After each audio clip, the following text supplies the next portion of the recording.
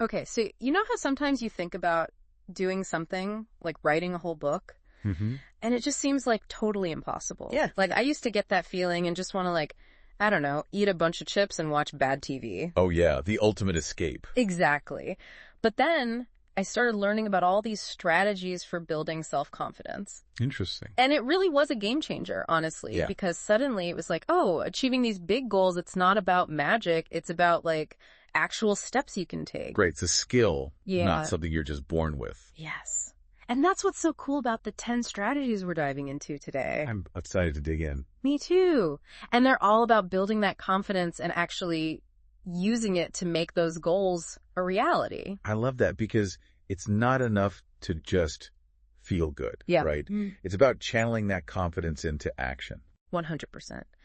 And, you know, looking at this list, it's not just a random collection of tips. It's like they built a whole system. So instead of going one by one, I thought we could group them, kind of like building a house, right? I like that analogy. You need a solid foundation. Exactly. So let's start there. Because if you're going to build lasting confidence, gotta make sure you're on solid ground, metaphorically speaking. Absolutely. And one of the biggest pitfalls I see is people setting these massive, overwhelming goals. Oh, been there. It's so common, right? Yeah. But what's so much more effective is what our source suggests, breaking those goals down into smaller, more manageable steps. It makes it less scary, you know? Way less scary. And each small win, each step you take, it's like a deposit in your confidence bank. It's proof that you're capable of moving forward. It's like that saying, how do you eat an elephant? One bite at a time. Exactly. And as we're taking those bites, it's crucial to pay attention to the conversation going on in our heads. That's the next piece of the foundation. Positive self-talk. Oh, yeah. That inner critic can be brutal. Oh, it's worst. It's like right before presentation. It's like, hey, just a reminder, you're going to totally bomb this. Oh, I know that voice so well. But here's the thing. We don't have to let it control us. Right. Every time we choose a more empowering thought, we're literally changing the way our brains work. It's called neuroplasticity. Fancy word. But the concept is simple. Our brains are constantly adapting. So the more we practice positive self-talk, the stronger those neural pathways become. It's like training for a marathon, but for your mind. And even with the best training, there will be times when, well... When you trip and fall. Exactly. And I love that the source doesn't shy away from that. In fact, they encourage us to embrace failure. Yes. Because it's part of the process. In fact, it's often the most valuable part. It's how we learn and grow, right? Absolutely. Each mistake, each setback, it's not a failure, it's data. It's information we can use to adjust our approach, become more resilient. And honestly, it proves that we had the guts to even try in the first place. Exactly. So many people are so afraid to fail, they don't even start. Yeah, you can't make progress if you're too scared to leave the starting line, right? Okay, so we've got our foundation, we're breaking down goals, we're talking nicely to ourselves, we're cool with making mistakes.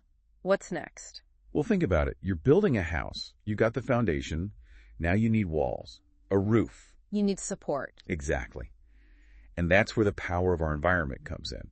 Who are you surrounding yourself with? Because, let's be real, some people are like energy vampires, right? They just drain you. Oh, 100%. But then there's the people who are like sunshine. Yes. They just make you believe in yourself even when you kind of don't. Exactly. And that's what we need when we're striving for big goals. Yeah. We need that positive reinforcement, that encouragement to keep going even when it gets tough. And not just from others, but from ourselves too, right? Absolutely. We have to be our own cheerleaders. Exactly. And that's where I think focusing on our strengths is so powerful. Like, instead of obsessing over what we're not good at, why not just like really lean into what we are good at? It's so much more fun that way too.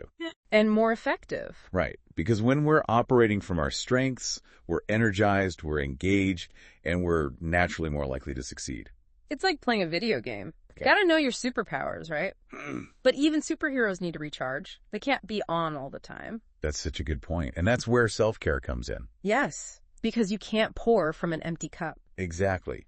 And self-care looks different for everyone. It might be getting enough sleep, eating nourishing food, spending time in nature, whatever fills your cup. Or maybe it's saying no to things. You know, setting boundaries so you can actually have time and energy for the things that matter. Boundaries are huge. Saying no is a superpower too. Okay, so we've got our foundation, our support system. We're taking care of ourselves. Now it's time to Build something amazing. Exactly. It's time to take action because all of this, the confidence, the support, it's all meaningless if we don't actually do anything with it, right? Absolutely. Action is where the rubber meets the road. And it doesn't have to be this huge, scary thing.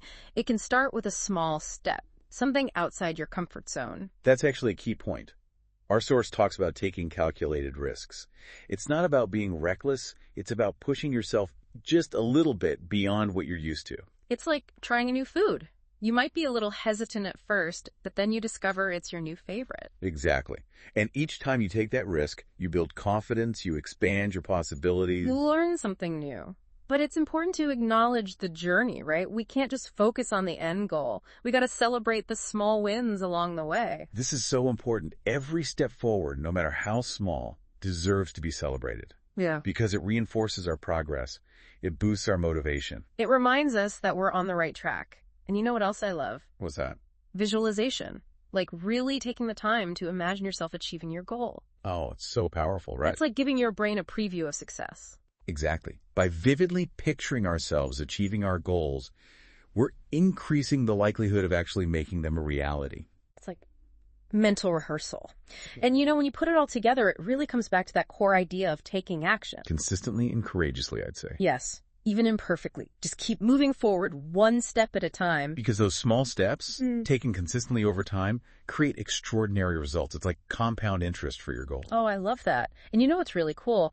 Our source didn't stop with just these 10 strategies. They threw in these bonus insights. Oh, yeah. They talked about those a bit. Yeah.